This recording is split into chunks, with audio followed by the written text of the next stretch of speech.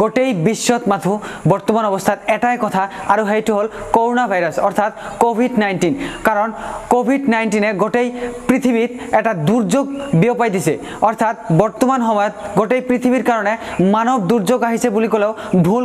কোৱা নহয় কৰোনা ভাইৰাছে আটাইতকৈ ভয়াবহ পৰিস্থিতিৰ সৃষ্টি কৰিছে বিশেষকৈ ইটালী স্পেইন আমেৰিকা আৰু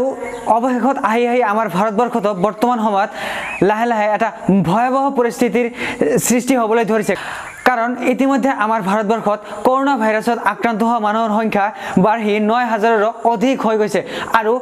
এই ভাইৰাছত আক্ৰান্ত হৈ মৃত্যু হ'বলগীয়া মানুহৰ সংখ্যা ৩০০ৰো অধিক হৈ গ'ল আৰু আমাৰ ভাৰতবৰ্ষত আটাইতকৈ বেছি কৰোনা ভাইৰাছত আক্ৰান্ত হোৱা ৰাজ্যসমূহ হ'ল আটাইতকৈ বেছি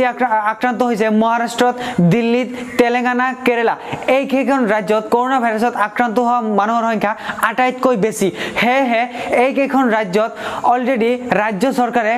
লকডাউন বৃদ্ধি কৰি ৩০ এপ্ৰিললৈকে কৰি দিছে সেই হিচাপত তুলনামূলকভাৱে আমাৰ অসমত কৰোনা ভাইৰাছত আক্ৰান্ত হোৱা মানুহৰ সংখ্যা কম কিন্তু দিনক দিনে আমাৰ অসমত কৰোনা ভাইৰাছত আক্ৰান্ত হোৱা মানুহৰ সংখ্যা বৃদ্ধি হৈ যাবলৈ ধৰিছে কাৰণ ইতিমধ্যে আমাৰ অসমত কৰোনা ভাইৰাছত আক্ৰান্ত হোৱা মানুহৰ সংখ্যা বৃদ্ধি হৈ গৈ ৩০ জনলৈ হৈ গৈছে সেয়েহে মোৰ অসমৰ ৰাইজলৈ বিনম্ৰভাৱে অনুৰোধ যে এই ভয়াবহ ভাইৰাছটো যাতে আমাৰ অসমত আৰু বৃদ্ধি হ'ব নোৱাৰে তাৰ কাৰণে আহক আমি সকলোৱে জনসমাগমৰ পৰা বিৰত থাকো অৰ্থাৎ নিজক গৃহবন্দী কৰি ৰখাৰ চেষ্টা কৰোঁ আৰু এই ভয়াবহ ভাইৰাছটোৰ পৰা নিজক ৰক্ষা কৰোঁ নিজৰ পৰিয়ালটো ৰক্ষা কৰোঁ আৰু গোটেই ৰাজ্যটো এই ভয়াবহ ভাইৰাছটোৰ পৰা সম্পূৰ্ণভাৱে মুক্ত কৰাৰ চেষ্টা কৰোঁ আৰু আহক আমি সকলোৱে অসম আৰক্ষীক সেলুট জনাওঁ এই কাৰণে যে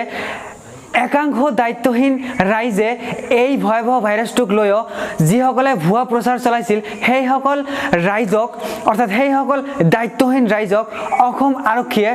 উপযুক্ত শাস্তি প্ৰদান কৰাত কোনো পধ্যেই কম হৈ থকা নাই অৰ্থাৎ সেইসকল ৰাইজক অসম আৰক্ষীয়ে উপযুক্ত শাস্তি প্ৰদান কৰা দেখা গৈছে